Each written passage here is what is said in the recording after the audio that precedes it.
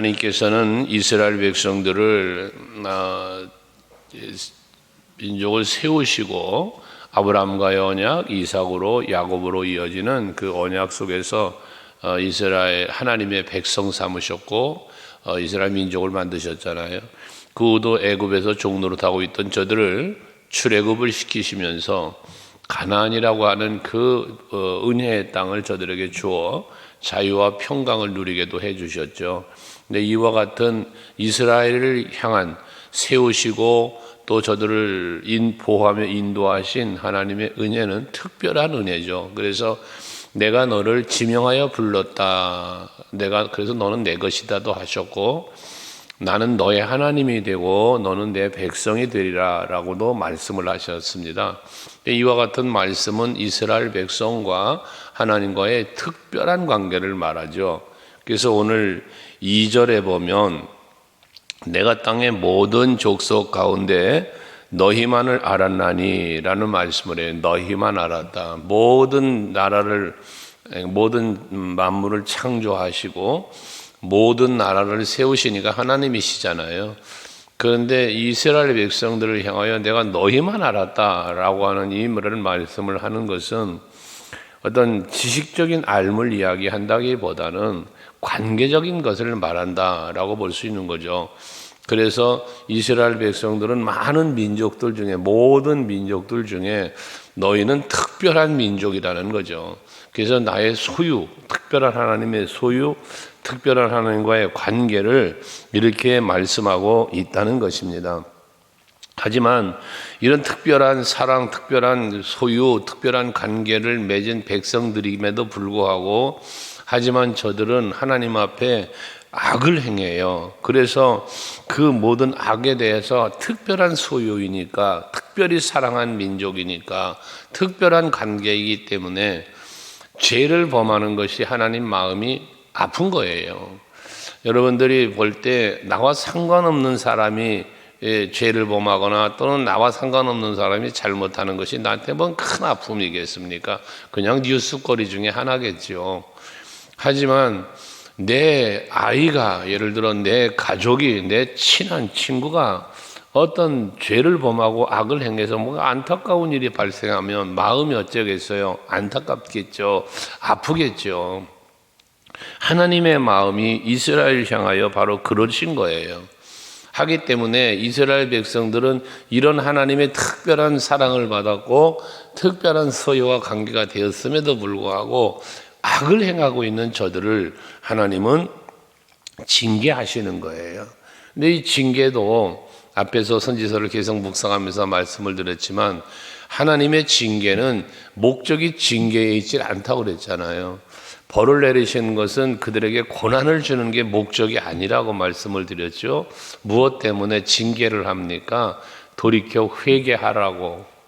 하나님 앞에 죄를 범하고 악을 행했던 그 삶의 자리에서 돌이켜서 여호와께로 돌아오라고, 그런 징계라고 했잖아요. 근데 이스라엘 백성을 향한 하나님의 계획이 바로 그런 거예요. 그래서 이렇게 하나님은 보응을 하시겠다는 표현을 했는데 3절에 보면 두 사람이 뜻이 같지 않은데 어찌 동행하겠으며 라고 말해요. 지금 이렇게 특별한 관계인데, 특별한 사랑을 받았는데, 지금 함께 가야 하는데 이들이 하나님 앞에 악을 행하니까, 죄를 범하니까 어떻게 함께 하겠냐? 함께 할 수 없음을 말씀하는 거죠. 이 함께 속에는 뭐가 있냐? 평강이 있는 거예요. 하나님의 보호와 은총이 있는 거거든요. 그런데 이제 저들이 죄를 범하니까 그 범한 죄 때문에 하나님과 함께 할 수 없게 됐다는 것이죠. 이사야서 59장 2절에 보면 여호와의 손이 짧아서 구하지 못함이냐, 여호와의 귀가 어두워서 듣지 못함이냐? 아니다. 너희의 죄가 하나님과의 관계를 막고 있다 라고 말씀을 하지 않습니까? 그러니까 죄는 결국 하나님과 나와의 관계를 멀어지게 하는 거예요. 가로막는 거예요. 심지어 기도에 대해서도 야고보서 4장에 보면 너희가 얻지 못하면 구하지 않았기 때문이지만 너희가 구했는데도 얻지 못하는 건 무엇 때문이라고 그래요? 세상적이고 정욕적으로 잘못 구하였기 때문에 기도해도 응답이 없다는 거예요. 그럼 그건 뭘 말하는 거예요? 세상적, 정욕적. 이게 결국은 욕심이잖아요. 욕심은 잉태하면 몰라. 죄를 낳고, 그죠? 그 죄가, 그 욕심의 죄가 하나님과의 관계를 막으니까 기도해도 응답이 없다는 것이거든요. 그래서 지난 주일에도 말씀을 여러분들에게 드렸던 것처럼 우리는 하나님 앞에 기도를 할 때 믿음으로 기도를 해야 하고 하나님과의 관계를 생각하고 기도를 해야지 그 관계가 열리지를 않는데 믿음이 없는데 열려지나요? 안 열리죠. 그러니까 우리는 하나님과의 관계를 잘 열고 가까이 하면서 늘 하나님과 동행하는 삶을 살아야 한다는 것이죠. 그러지 않다는 것은 결국 죄인의 길에 서는 거요, 악인의 길을 따라가는 거요, 오만한 자의 자리에 앉는 거가 하나님과 관계가 멀어지는 거잖아요. 그래서 동행을 하겠냐라고 말씀을 하신 거고 4절 이하의 6절까지의 말씀은 하나님의 무서운 심판이 있을 것에 대한 말씀입니다. 저들은 죄에 하나님에게 사로잡혀 하나님과 동행하며 하나님과 함께 살아야 되는데 저들은 죄에 붙잡혀 살아요. 세상에 붙잡혀 삽니다. 육신에 붙잡혀 삽니다. 그러니까 하나님의 진노가 그들에게 임하게 되어지는데 결국 그 진노는 피할 수 없는 진노가 되어짐을 말씀하고 있는 거예요. 사자에 비유하고 새를 잡는 덫에 비유하고 라고 하는데 성읍에 울리는 나팔 소리, 재앙의 소리를 말하는데 전부 하나님의 진노와 심판을 말씀하는 거거든요. 이걸 피할 수 없다는 거예요. 그러면서 7절은 하나님이 우리에게 어떤 분이신지를 보여주는 말씀 아닙니까? 오늘 7절에 보시면 주 여호와께서는 자기의 비밀을 그종 선지자들에게 보이지 아니하시고는 결코 행하심이 없으시리라 라고 말씀을 합니다. 심판을 앞두고는 항상 하나님은 뭐예요? 미리 경고하신다는 거예요. 그래서 예수님도 제자들에게 마지막이 있을 것을 말씀하실 때에 그러면 그때의 징조가 무엇입니까? 라고 묻자 예수께서는 제자들에게 마지막 때에 되어질 징조들을 마태복음 24장 이하에 보면 쭉 말씀하고 있지 않습니까? 그냥 가르쳐 주시는 거예요. 예수님도 가르쳐 주셨고 구약에서도 하나님은 선지자들 통해서 계속 말씀을 하셨고 신약 시대에도 보면 사도들을 통하여 주 예수의 재림에 대한 예고, 경고를 계속 선포하고 있지 않습니까? 홍수의 심판, 노아의 홍수의 심판 때도 어떻습니까? 노아의 홍수의 심판 때도 심판을 경고하셨잖아요. 그리고 배를 만들도록 명령하셨잖아요. 심판을 준비할 수 있는 시간을 주셨다는 거예요. 소돔성의 멸망의 때에도 주의 사자를 보내어 그들을 멸하실 때에도 경고하시잖아요. 멸망이 있을 걸 말씀하시잖아요. 그러면서 아브라함을 생각하사 그 롯과 가족들을 그 가운데서 건져내시잖아요. 경고하시는 하나님이시죠. 이제 우리들에게는 경고가 되어 있어요. 미리 말씀이 되어 있어요. 주 예수의 재림이 있다고, 이 마지막 하나님의 심판이 있다고 이미 계시록을 통하여 우리에게 계시하고 계시지 않습니까?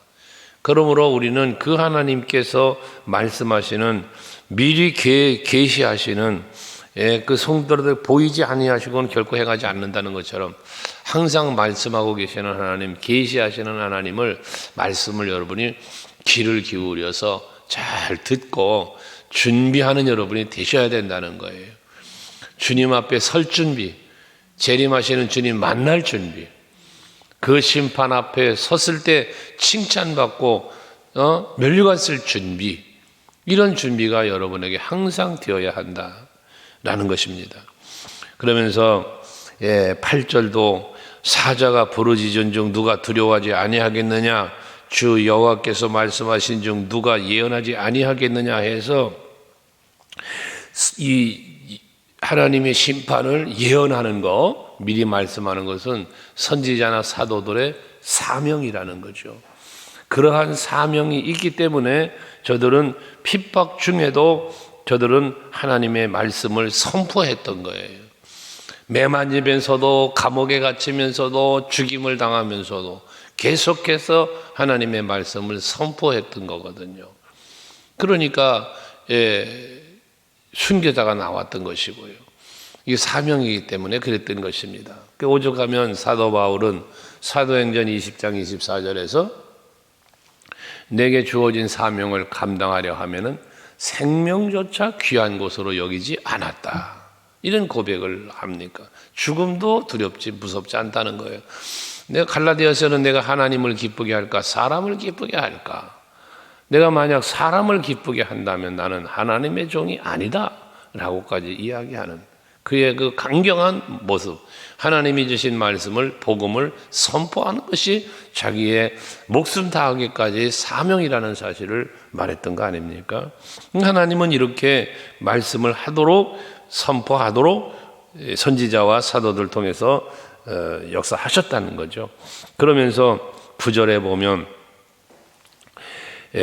아스돗의 궁궐들과 애굽 땅의 궁궐들에게 선포하여 이르기를 너희는 사마리아 산들에 모여 그 성중에서 얼마나 큰 요란함과 학담이 있나 보라 라고 말씀을 하셔서 저들의 성의 요란함, 학대함 등을 이야기하는데 이거는 그 성 안에서 이루어진 불의 그리고 무질서함을 이렇게 지적을 하는 거예요.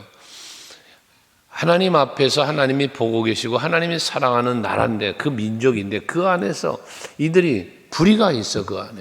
그 안에 질서가 없어요. 이것을 하나님을 이렇게 지적을 하고 있다는 것입니다. 근데 이스라엘 백성들은 특별히 다른 나라 백성들과는 다르게 민족과는 다르게 저들에게는 하나님의 언약이 주어진 족속이잖아요. 율법이 주어진 족속이잖아요. 그런데도 불구하고 이런 악을 행했다는 것은 결국 무엇을 의미한가? 의도적 범죄라고 그래요. 이걸 의도적 범죄. 율법을 아는데 하나님의 은혜를 입었는데도 불구하고 악을 행함을 의도적 범죄. 그러니까 하나님 앞에도 말한 것처럼 하나님이 그렇게 특별히 사랑해 주셨는데도 악을 행하니까 뭐한다? 진노한다고 그랬잖아요. 바로 그러니까 그들에게 임하는 하나님의 심판이 벌이 요란함과 학대함이 있나 보라. 얼마나 큰 이런 그들의 죄악상을 이제 한번 살펴보라는 얘기죠. 그러면서 10절에 보니까 자기 궁궐에서 포악과 겁달을 쌓는 자들이 바른 일을 행할 줄 모른다라고 말합니다. 바른 일을 행할 줄 모른다. 악을 행하다 보니 선을 행치 않는다는 거예요. 여러분, 우리는 선을 행하라. 우리 말씀을 늘 하나님 아시잖아요. 우리가 바울 서신을 묵상하지만 수요예배 때 선을 행하라. 악은 어떤 모양에도 버려라. 이게 경건에 이르기를 연습해라 하면서 우리는 하나님이 주신 말씀 안에서 은혜 안에서 그 법을 지키며 하나님과 동행하는 삶을 살아야 될 것을 계속 선포하지 않습니까? 그런데 저들은 그 바른 일을 행할 줄 모른다는 거예요. 행할 줄 모른다는 것은 바로 선하게 항상 살지 않았다는 것이요. 선을 행하지 않았다는 거예요. 그러므로 11절에 이 땅 사면에 대적이 있어 내 힘을 쇠하게 하며 내 궁궐을 약탈하리라 했습니다. 여기 보면 내 땅 사면에 대적이 있다 보니까 뭐예요? 내 힘을 쇠하게 한다 그래. 너의 힘을 쇠하게 한다. 힘이 빠진다는 거예요. 힘을 빼앗는다는 거예요. 힘이 없어진다는 거거든요. 그럼 여기서 말하는 힘이 쇠약해진다는 건 뭐겠습니까? 물론 하나님이 저들을 도우시는 힘이 사라지니 없어지니 하나님을 의지하고 하나님의 도움을 바라볼 때 하나님이 함께 하시며 하나님이 도와주실 때 저들에게는 여호와가 나의 힘이 되시고 능이 되셔서 대적자도 물리쳐 주셨고 어려운 상황에도 다 지키시고 보호하고 인도하시며 적과 꿀이 흐르는 가나안 땅을 누리며 살게 해주신 거잖아요. 그런데 그 베풀으신 은혜의 힘을 저버리고 그리고 세상적으로 살아가니 육체적 욕심으로 정욕으로 살아가니 그 하나님이 도우시는 힘이 다 빠질 수밖에. 그래서 결국은 주변 나라에 약탈을 당하고 말았다는 거예요. 주변의 나라가 아무리 애굽이나 바벨론이나 아수르나 앞에서 말했던 뭐 두로, 에돔 다 강한 나라들이잖아요. 하지만 그 강한 나라들 틈새에 있는 작은 이스라엘 민족은 하나님은 지금까지도 지켜주시잖아요. 하나님이 지켜주셔야 그 나라는 사는 나라라고 그랬잖아. 가나안이라는 나라가, 땅이. 그런데 이들이 하나님의 그 은혜와 사랑을 저버리고 정욕적으로 사니 힘을 빼앗기고 약탈을 당하게 되었다는 거예요. 하나님이 보호 안 하시니까요. 여러분, 하나님의 은총 속에, 보호 속에 사는 것이 가장 큰 힘이 되고 누림이 된다는 거 꼭 잊지 말고 사시기 바랍니다. 그러면서 12절에도 보면 목자가 사자 입에서 양의 두 다리나 귀 조각을 건져낸과 같이 사마리아에서 침상 모서리에서나 걸상의 방석에 앉은 이스라엘 자손도 건져냄을 입으리라고 그래요. 목자가 자기가 지키는 양을 물어간 사자 입에서 뭘 찾아요? 양의 두 다리, 귀 조각을 건져낸 같이. 이게 뭐예요? 이미 사자는 죽은 거예요. 이미 사자의 밥이 된 거예요. 그 양이. 그 사자가 먹다 남은 두 다리, 귀한 조각을 찾았다는 거예요. 그것처럼 이 사마리아에서도 그렇게 건짐을 받을 거라는데, 거기에 보면 침상 모서리에나 걸상의 방석에 앉은이라는 표현을 했는데, 이 신학자들의 견해를 뭐라고 해석하냐면, 이 말을 하냐면, 그들이 얼마나 호화롭게 살았는가에 대한 그 침상과 방석 모서리 등의 이 원어를 찾아보면, 그 고급스러운 그런 마치 그 터키 같은 데 가면 그 유명한 저거 있잖아요. 재료들이. 그런 것을 갖고 누렸던 호화로운 삶을 말하는, 그런 호화로운 삶을 살다가 멸망당하는 이스라엘을 이렇게 묘사했다라고 말하는 겁니다. 그러니까 그 호화로웠던, 평화로웠던 모든 것들은 다 사라지고 피할 수 있는 황폐되어진 멸망의 자리에 이르게 된다는 거거든요. 그런 후에야 하나님을 찾게 될 것이고, 그런 후에야 저들이 그래도 하나님은 긍휼하셔서 그들을 그 가운데서 건져내 주실 것이라는 말씀을 하고 있다는 것이죠. 13절에는 너희는 듣고 야곱의 족속들에게 증언하라 그랬어요. 이런 일을, 이렇게 되어지고 있는 일들을 야곱의 족속들에게, 여기 야곱의 족속이 누굽니까? 그게 바로 이스라엘 민족들이지 않았습니까? 이건 남유다와 북이스라엘 다 포함한 거예요. 야곱의 족속들이라는 거는 이스라엘, 북이스라엘이나 남유다를 구별하여 말씀하는 게 아니고 다 통틀어 말씀하는 거예요. 저들에게 경고하라는 거예요. 그러면서 14절에 내가 이스라엘의 모든 죄를 보응하는 날에 증언하는데, 이런 일이 있을 거라는 거거든요. 하나님이 보응하는 날이 있을 거라는 거예요. 모든 죄에 보응하는 날이 있는데, 그때 베델의 제단들을 벌하여 그 제단의 뿔들을 꺾고 땅에 떨어뜨리고, 여기 베델의 제단 그랬는데요. 이 베델의 제단은 그 말씀을 여러분들이 다 아시지만, 북이스라엘, 남유다가 나뉘어지잖아요. 이렇게 나뉘어질 때에 르호보암과 여로보암으로 이제 솔로몬 이후에 나라가 나뉘어질 때, 여로보암이 나라가 나눠진 상태에서 이들이 저 예루살렘으로 절기가 되면 올라가는데, 이 올라가면 백성들의 마음을 빼앗길까봐 여로보암이 그 베델과 단에다가 금송아지 만들어 놓고 이게 신이다라고 하며 거기서 제사를 드리게 했지 않았습니까? 그게 베델의 제단이에요. 시작이에요, 베델의 제단이. 근데 그랬던 그 베델의 제단을 하나님이 뭐 한다고요? 그 뿔을 꺾어버린다는 거예요. 그 뿔을 꺾어버리니 하는 것은 신의 모든 권위를 다 깨뜨려 버리시고 그 신들을 섬기는 자들을 멸하실 것을 말씀하는 것이죠. 그래서 결국은 이들은 그 헛된 우상을 섬겼던 것으로부터 섬긴 것이 헛되다는 사실을 하나님 보여주시겠다는 거죠. 그러면서 15절에는 겨울궁과 여름궁을 치리니 상하궁들이 파괴되며 큰 궁들이 무너지리라. 여기 표현된 겨울궁, 여름궁, 상하궁, 큰궁, 이 얼마나 이들이 육체적으로 세상적으로 호화로운 삶을 살았는가를 말해주는 거 아니겠습니까? 자신들의 부귀와 권력만을 추구했던 모든 것들이 다 무너지고 그리고 다 빼앗기게 되어진 걸 말하는 거죠. 하나님의 영광을 나타내고 하나님의 은혜를 은혜로 바라보면서 감사하면서 하나님을 의지하고 하나님과 동행하는 삶을 살아야 했음에도 그러지 아니하고 오직 자신의 육신만을 위해서 세상적인 권세만을 누리며 살아갔던 저들의 멸망을 말씀하고 있는 것입니다. 우리가 여러분들이 오늘을 사시는 것도 주님을 만나기 전까지 우리가 세상을 사는 동안에 너무 세상에 빠져 살지 말아야 합니다. 육신에 빠져 살지 마시고 정말 하늘 나라를 생각하시고 예수를 바라보면서 늘 동행하는 삶을 살고자 힘쓰시는 여러분 모두가 되시기를 바랍니다. 거기에 하나님의 은혜가 있기 때문에 그렇습니다. 거기에 평안이 있기 때문에 그렇습니다. 오늘도 예수 안에서 참된 평안을 누리시기를 주의 이름으로 축복합니다.